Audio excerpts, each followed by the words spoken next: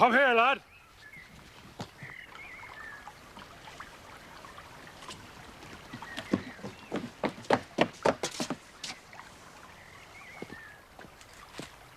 What are you doing on my property?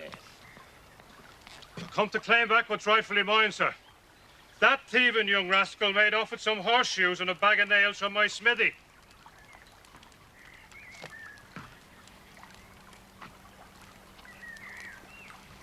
Where is your proof?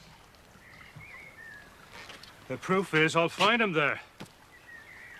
Now, I don't want to be forced to call the police. These people are guests of mine, but you are trespassing, Mr. Thorne. I'm not frightened of you, Doctor. Get off my land!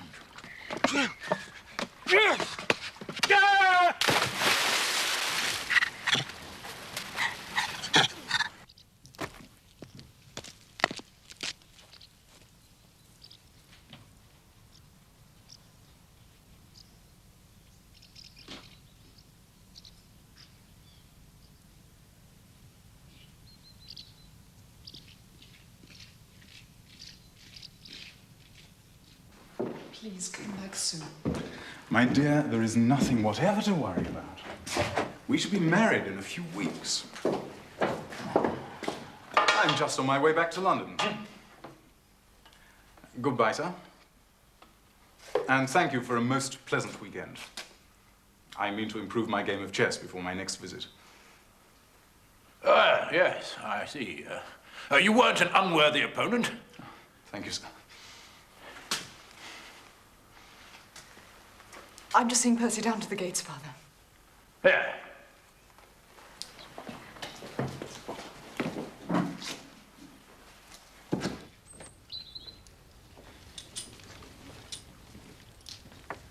Drive on and wait for me by the gate, would you? Walk on.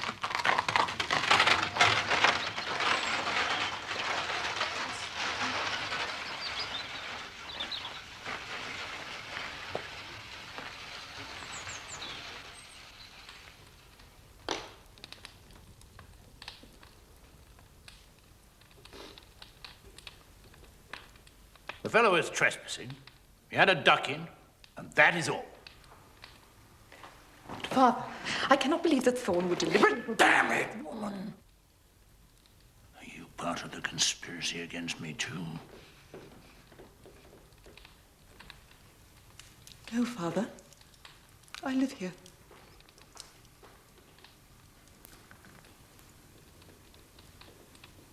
But not for much longer, eh?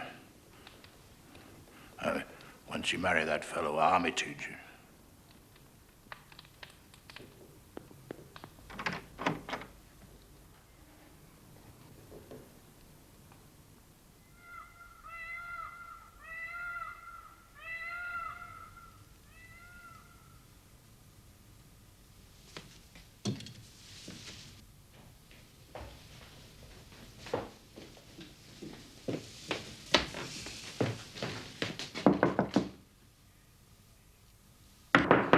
Yes, what is it?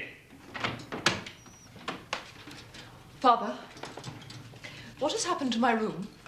The builder's found a fault in the structure. Better sleep in your sister's room till they've finished working on it. Julia's room. I can't sleep in there. And why not, pray? I can't. What is the matter? It's a perfectly good room. I've instructed the housekeeper to prepare it for you. Now run along your baggage. Good night.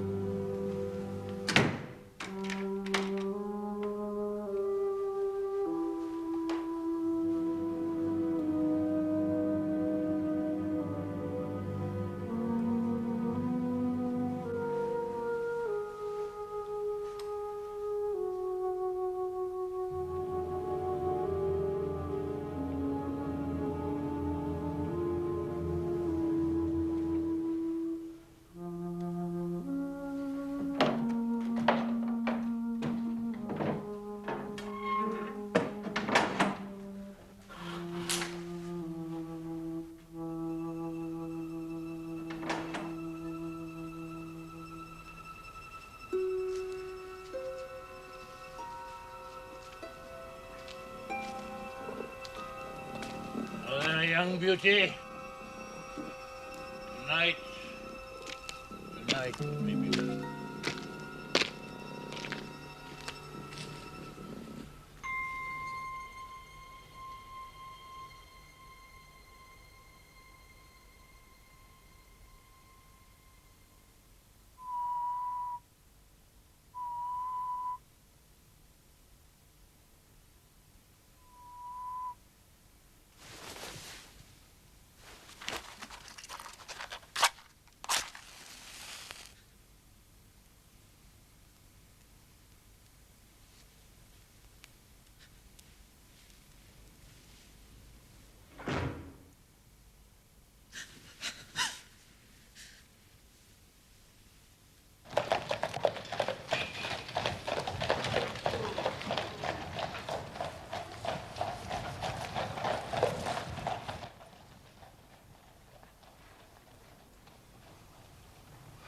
I'm very sorry, Watson.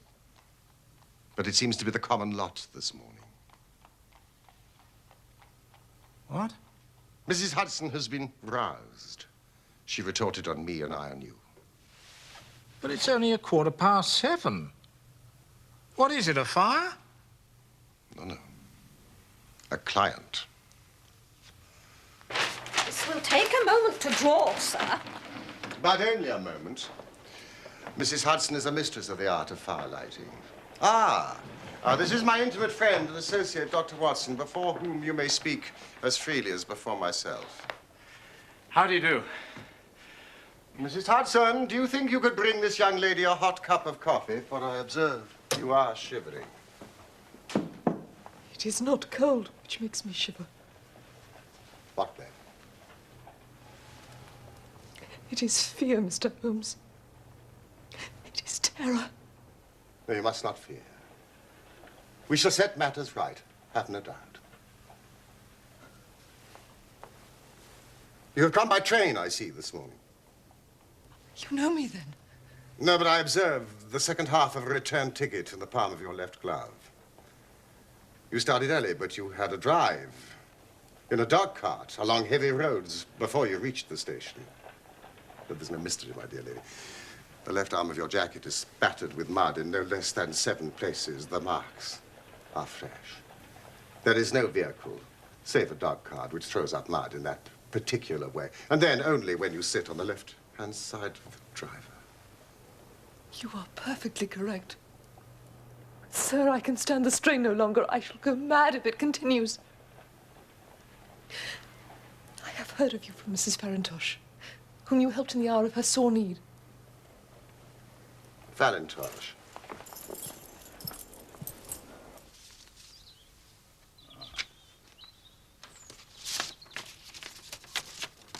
My dear Helen, it is difficult for me to advise you since you present so few facts, but I know you to be a sensible girl not prone to hysterics. As one of your poor dear mother's oldest friends, I can only suggest that if your fears persist, you should contact Mr. Sherlock Holmes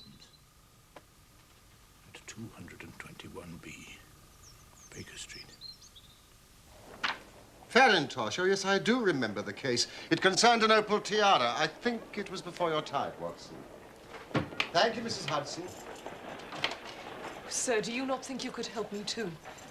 At present it is out of my power to reward you, but in a few weeks I shall be married with control of my own income. I shall be happy to devote the same care to your case as to that of your friend. As for reward, my profession is its own reward. But you are at liberty to defray whatever expenses I may be put to at the time which suits you best. And now, I beg you, lay everything before us which may help us form an opinion upon this matter. My name is Helen Stoner. I live with my stepfather, Dr. Grimsby Roylott, who is the last survivor of one of the oldest Saxon families in England. The Roylotts of Stoke Moran, the name is familiar to me. He is a doctor by profession, a skilled one.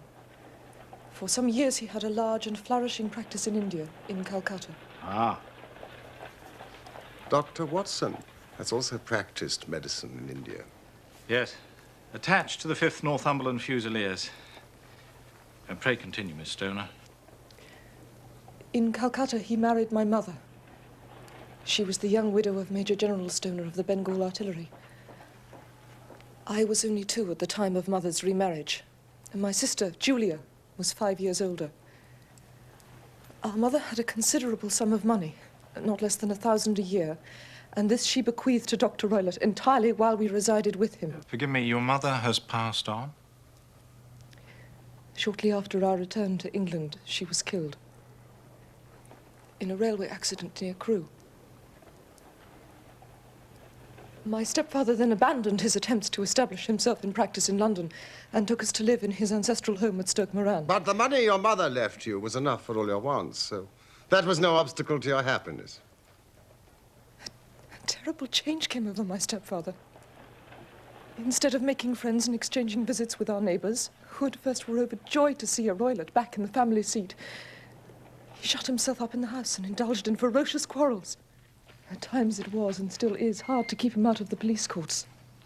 He's become the terror of the village. Does he permit any visitors? None, save my fiancée and some wandering gypsies. Gypsies? Vagabonds, whom he has given leave to encamp on his land. Sometimes he goes away with them for days at a time. You can imagine from what I'm saying that my poor sister Julia and I had no great pleasure in our lives. No servant would stay long, so we did all the work of the house. She was but 30 when I lost her. But already her hair had begun to whiten, even as mine has. Your sister's dead? Just 2 years ago. It is of that I wish to talk to you. Oh, yes, yes. Oh, no, This? What? Living the life we did, we were little likely to see anyone of our own age and position. But we were occasionally allowed short visits. 2 years ago, Julia met a half-pay major of Marines to whom she became engaged. Your stepfather approved of the match? He raised no objection at all. But a fortnight before the wedding, the terrible event occurred which deprived me of my only companion. Pray, be precise as to details. It is easy. Every event of that night is seared into my memory. It was late, about 11. Julia had come into my room.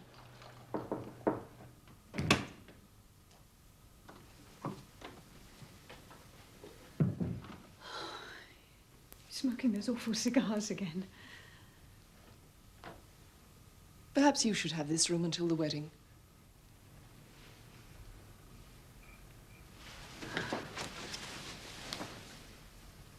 Oh, Helen.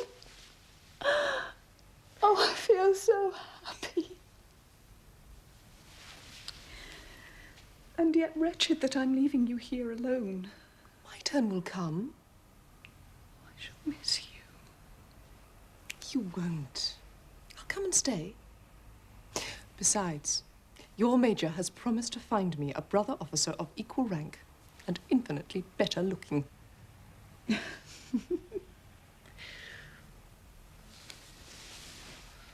darling, what is the matter?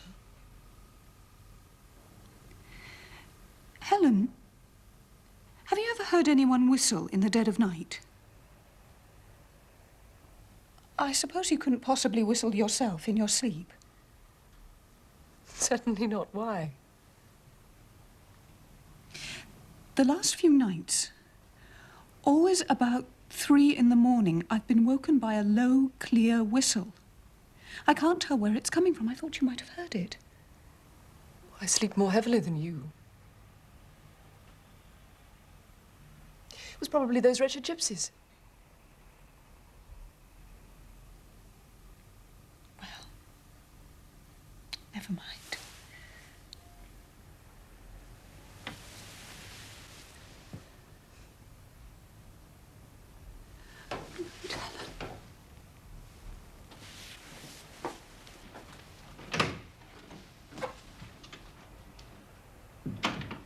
Was it your custom always to lock yourself in at night? Always. My stepfather has a passion for Indian animals. A leopard and a baboon wander freely over the grounds. Julia and I had no feelings of security unless our doors and windows were locked. I couldn't sleep.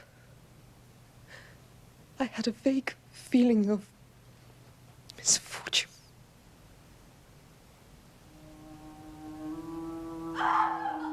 Julia!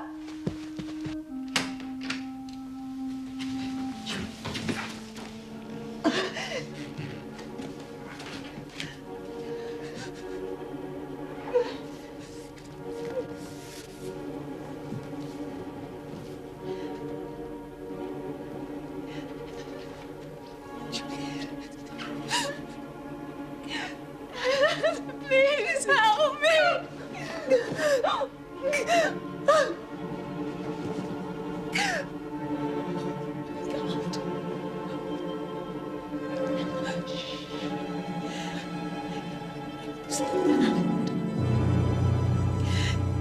Speckled band.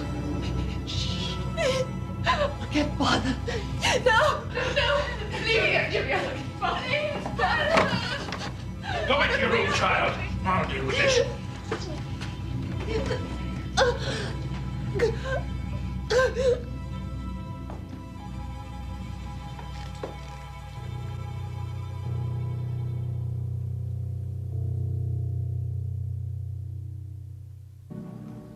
I am sorry, gentlemen. My sister and I were very close. Yes, indeed. What an awful experience.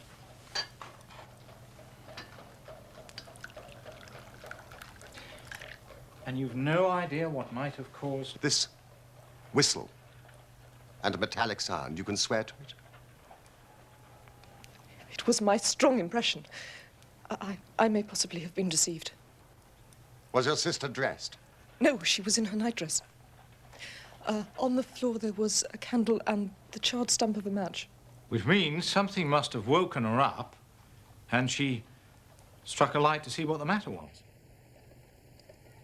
What conclusions did the coroner come to? He investigated the case with great care, but he was unable to find any satisfactory cause of death. And your evidence would have shown that the door was fastened on the inner side, the windows blocked by shutters, secured every night. It is certain, therefore, that your sister was alone when she met her end. Yes. Besides, there were no marks of violence upon her. What about poison?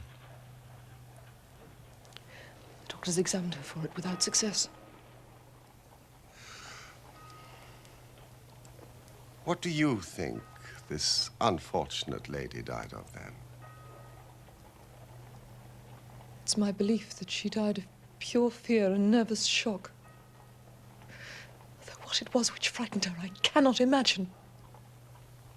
What do you gather from the allusion to a band, a speckled band? Delirium. Or some band of people. The gypsies at the plantation, the spotted handkerchiefs they wear around their necks. These are very deep waters. What happened after your sister's death? My life was lonelier than ever. Until a month ago, when a dear friend of mine, whom I've known for many years, did me the honor to ask for my hand in marriage. His name is Mr. Percy Armitage. And you are to be married within a few weeks. So what prompted you to come here when your life seemed set so fair? Yesterday, some repairs were started and my bedroom wall was pierced, so that last night I was forced to move into the chamber in which Julia died, to sleep in the very bed in which she slept. Imagine my terror when I was awoken by the same low whistle which had been the herald of her own death. You lit a lamp. Yes, but nothing was to be seen. I was too shaken to sleep.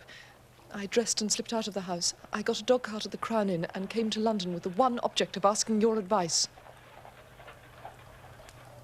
You did wisely.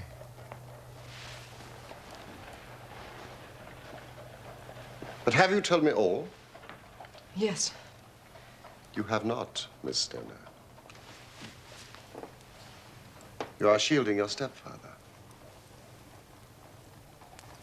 He is a hard man, but he's still the only father I have known.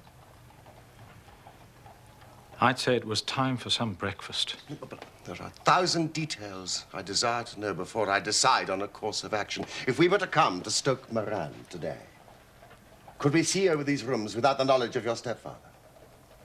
As it happens, he spoke of coming to town today on some business. And the workmen? I have seen none. We have a woman who comes to clean from the village, but only in the morning. There should be nothing to disturb you. Excellent, Watson. You're not averse to this trip. By no means. Then we will be with you in the early afternoon. I shall be there for your arrival. You'll stay for some breakfast, surely. Thank you, no.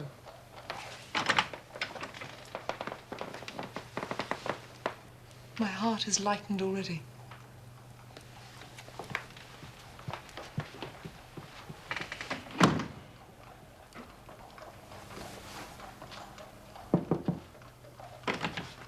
Ah, Mrs. Hudson. Thank you. But when you combine the ideas of whistles at night, the presence of a band of gypsies on intimate terms with the doctor, the dying allusion to a speckled band, well, there's good ground to believe that the mystery may be cleared along those lines.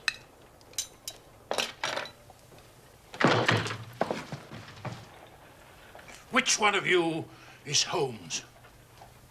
My name, sir. But you have the advantage of me. I'm Dr. Grimsby Roylott of Stoke Moran.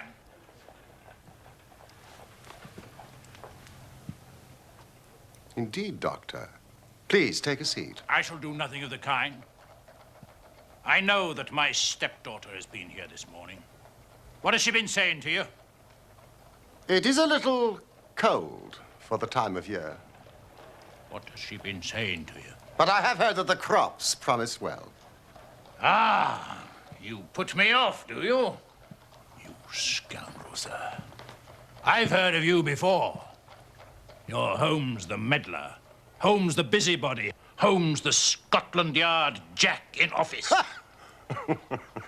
Your conversation really is most entertaining. If you would close the door on your way out, as there is a decided draft. I will go when I've had my say. And don't you dare to interfere in my affairs. I know that Miss Stoner has been here.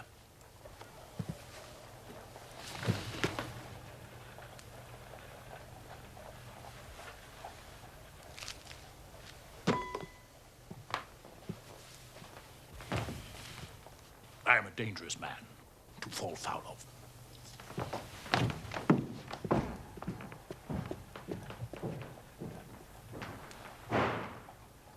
Thank you, Mrs. Hudson. Just another client.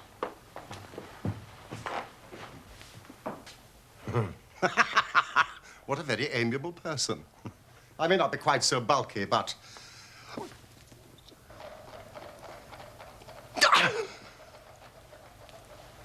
Fancy his having the insolence to confound me with the official detective force.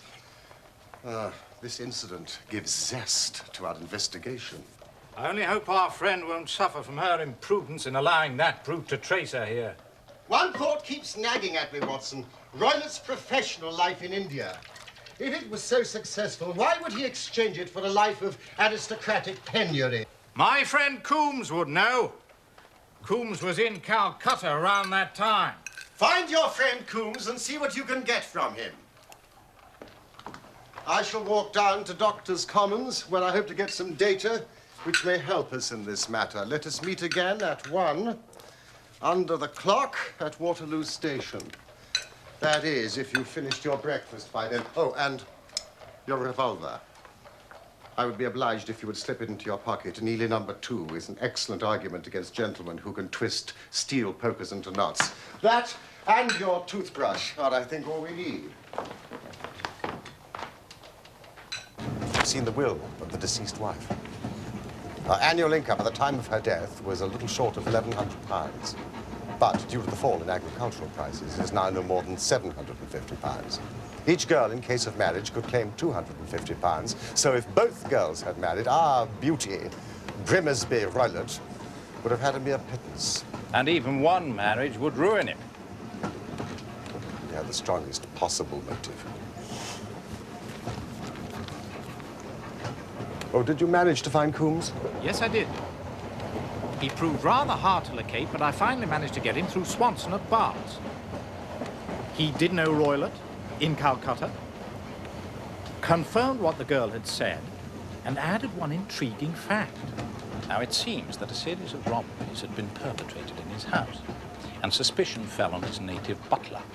Roylott promptly seized the man, and in a fit of anger beat the poor fella to death. Narrowly escaped a capital sentence, but suffered a long term of imprisonment and returned to this country a morose and disappointed man. Ah, Watson. It's a wicked world. And when a clever man turns his brain to crime, it's the worst of all.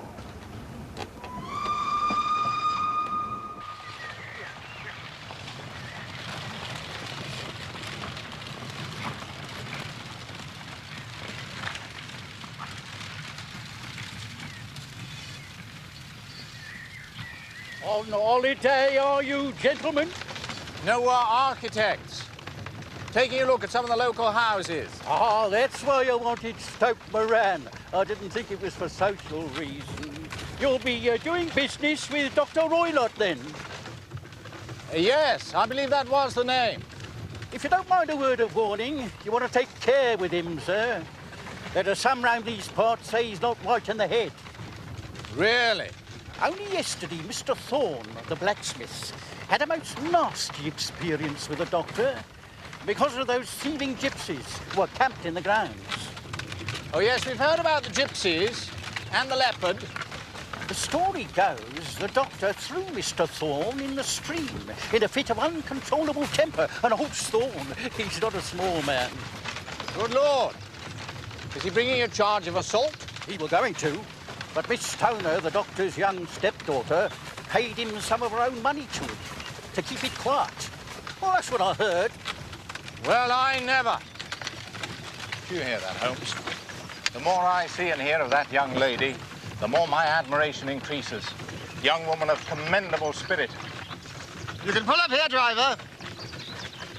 Who do you mean, dear fellow? Well, Miss Stoner, of course. Most admirable. Ah, Miss Stoner. I don't know where we went yesterday.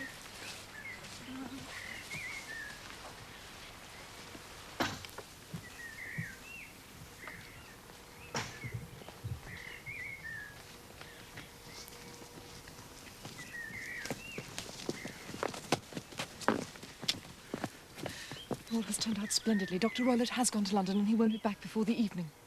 But we have already had the pleasure of Dr. Roylott's acquaintance. Good heavens, he followed me. Yes, he turned up just after you left, but Holmes sent him off with a flea in his ear. He's so cunning, I never know when I'm safe from him. Well, then he must guard himself. Or he may find someone more cunning than himself upon his track, shall we? Holmes, don't you think we ought to get Miss Stoner away from here tonight? What, an aroused suspicion? But if he's violent... We shall be here.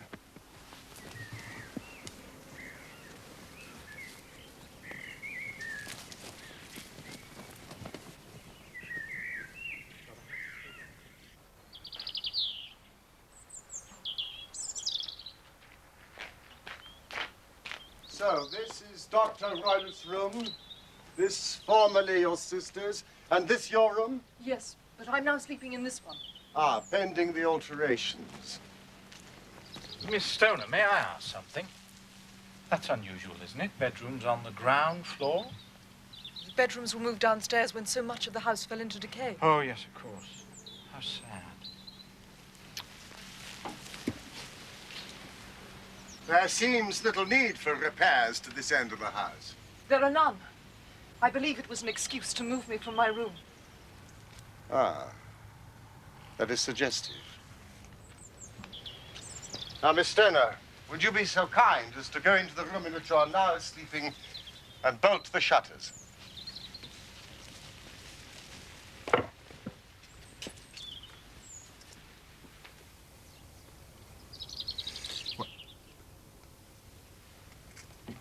What are you doing, Watson?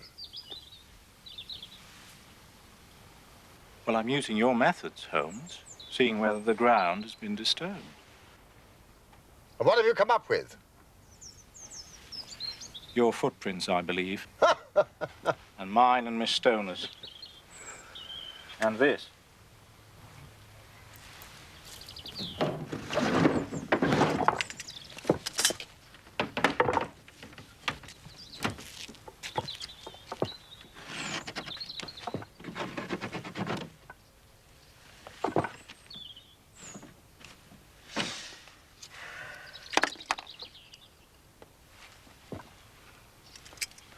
No one could pass these if they were bolted.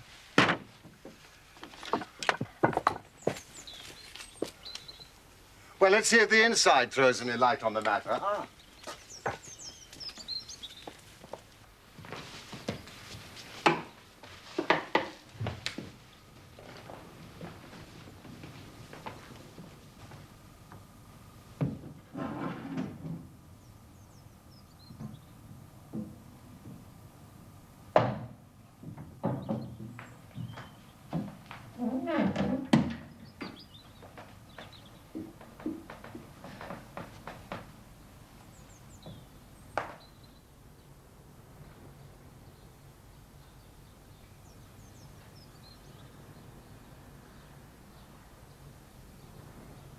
Where does that bell communicate with?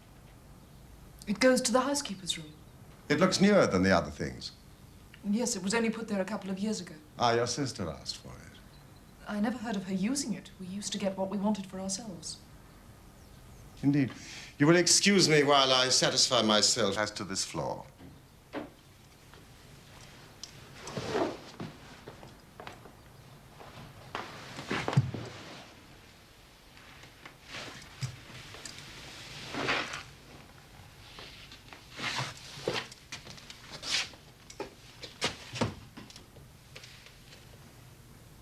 It doesn't ring. It's very strange.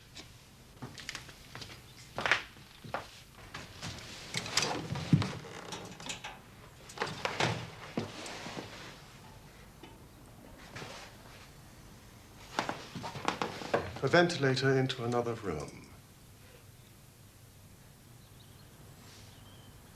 You mean when it might have communicated with the outside air?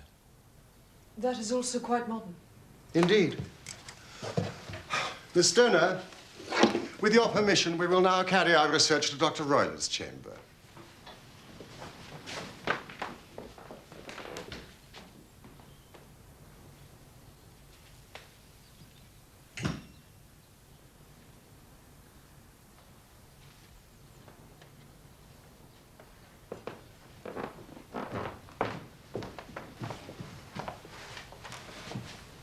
What's in here? My stepfather's business papers. Ah, you've seen inside it, then? Only once. Some years ago. I remember it was full of papers. Is there a cat in there? No. What a strange idea. Well, look at this. No, we don't keep a cat. Ah, well. A leopard is a large cat, after all. Yes, but a saucer of milk wouldn't go far in satisfying a leopard. Leopard is kept on a leash, is it? This sort of leash, Watson? What do you make of it? Well, it's a common enough dog leash, but I don't know why it should be tied. We have no dog. Thank you, Miss Stoner. I have seen enough.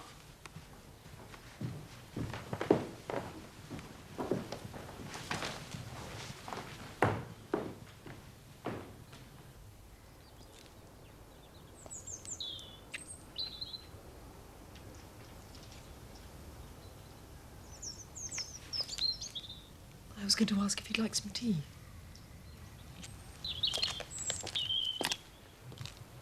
Miss Stoner, It is very essential that you absolutely follow my advice in every respect. Your life may depend on it. I assure you that I'm in your hands. Now, in the first place, on the way here, we passed a small cottage. The shell house? Would the windows of your sister's room be visible from there? Yes. You are sure? Yes. Then we shall make it our base. Some refreshment. Oh, we shall have dined, shan't we, Holmes? Is there a village inn? The Crown. Oh, good. Thank you all the same. Now, Miss Stoner, when your stepfather returns, you must confine yourself in your room on pretense of a headache. Then, when you hear your stepfather retire for the night, you must go to the windows, undo the hasp, open the shutters, and leave your lamp on the windowsill as a signal to us. Then withdraw with anything you may want for the night to your old room. I've no doubt that in spite of the repairs, you could manage there for one night. Oh, yes, of course.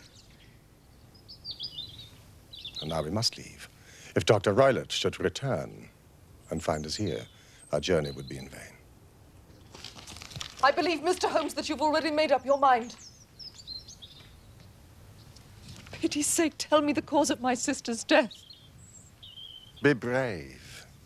If you do as I have told you, rest assured we shall soon drive away the dangers that threaten you.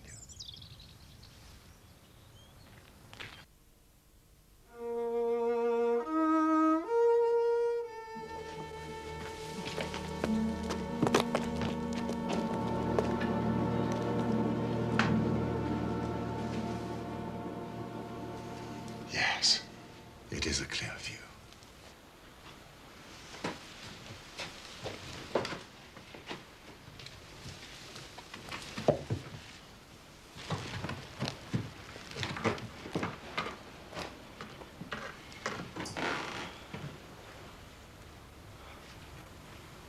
You expecting this to take all night, Holmes?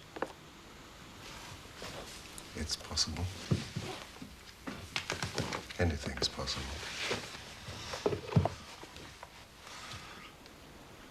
When a doctor goes wrong, he's the first of criminals. He has nerve. He has knowledge. Palmer and Pritchard were among the heads of their profession. This man strikes even deeper. I really have some scruples taking you tonight. There's a distinct element of danger. If I can be of assistance. It's very kind of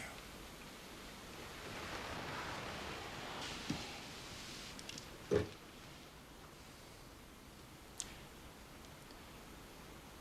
You evidently saw more in those rooms than was visible to me, Holmes. No. But I probably deduced a little more. Do you remember Miss Stoner said that her sister could smell Dr. Roylott's cigar? Well? The ventilator. A ventilator made, a cord hung, and a woman who lies in the bed dies. I can't see any connection. Did you notice anything peculiar about the bed? It was clamped to the floor. Could not be moved. Had to remain in the same relative position to the ventilator and the rope, for so we may call it, since it was clearly never made for a bell pull.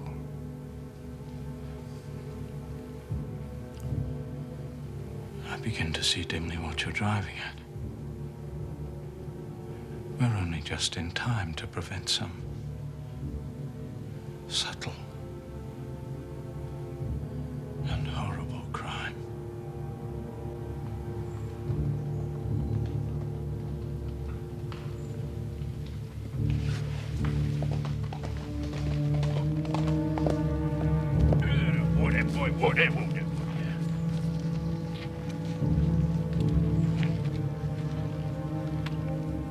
Have a look at that. Yeah. Good night.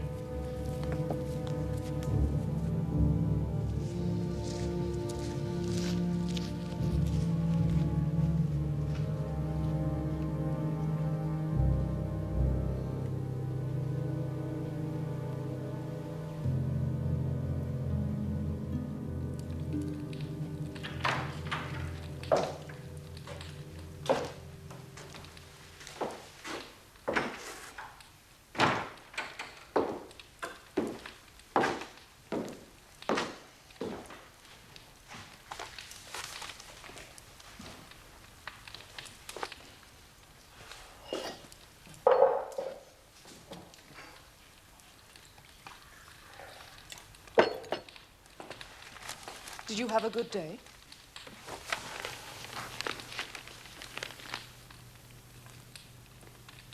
Not without interest. Where did you get to this morning? I decided to go to town too. I had some shopping to do for the wedding. You knew I was going up. We might have traveled together. I left early. Yes, I know you did. So that I should be back by lunchtime. I had some things to do here this afternoon. My trip was a whim.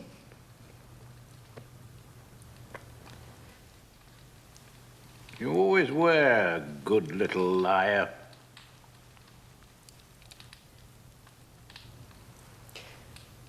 Will you excuse me? I have a terrible headache.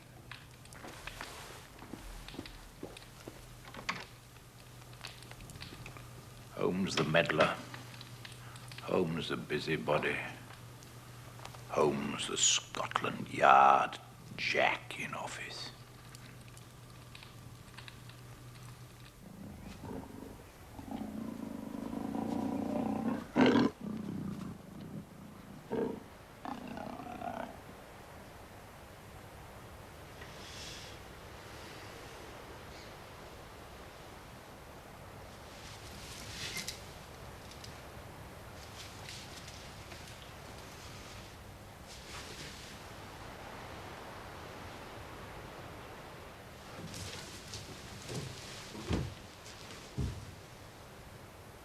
The signal.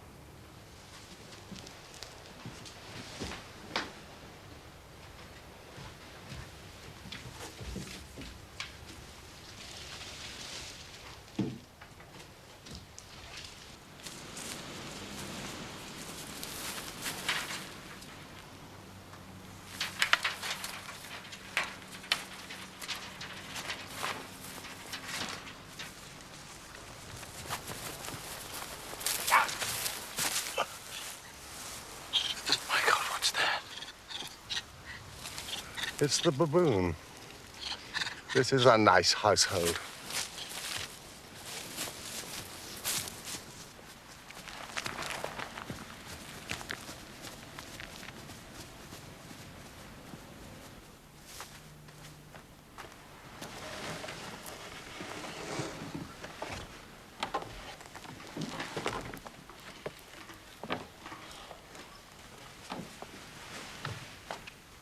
We must sit without light.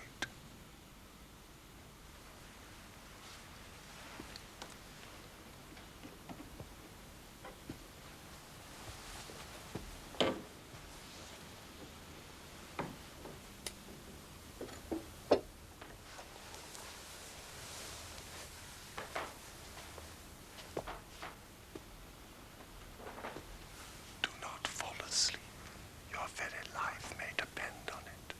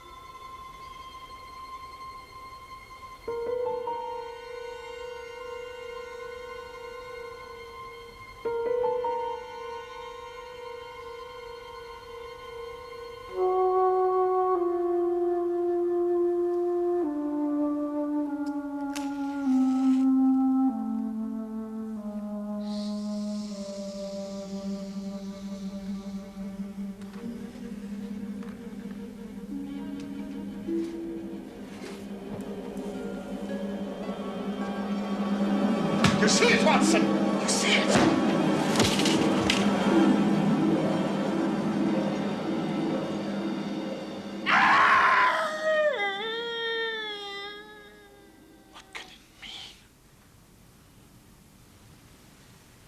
It means that it's over.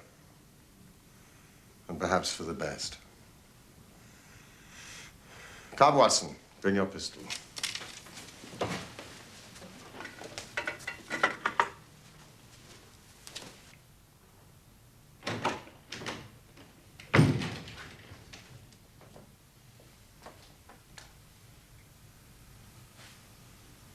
It's the band. The speckled band. It is a swamp adder. The deadliest snake in India. He has died within seconds of being bitten.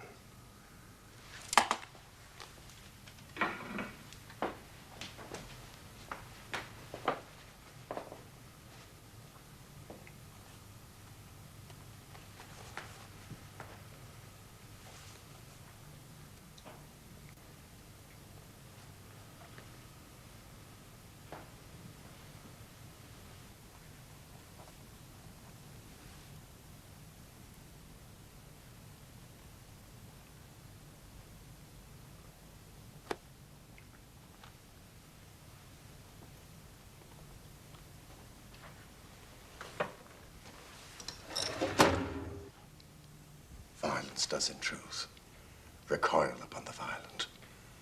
And the schemer falls into the pit which he digs for another. The idea of a snake occurred to me when I coupled it with the knowledge that the doctor was furnished with a supply of creatures from India. A form of poison, Rapid and lethal. which couldn't possibly be discovered by any chemical test. It might or might not bite the occupant of the bed. She might escape every night for a week, but sooner or later, she must fall a victim. Oh, my poor Julia. The doctor had trained the snake, probably with the milk, to return at the sound of a whistle. The very whistle which you and your late sister heard. My inspection of the chair in Dr. Roylett's room had shown that he had been in the habit of standing upon it to reach the ventilator. Last night, when I attacked the snake and drove it back through the ventilator, I roused its snakish temper, causing it to turn upon the next person that it saw. Dr. Grimmersby Roylott. So you, Holmes, were indirectly responsible for his death.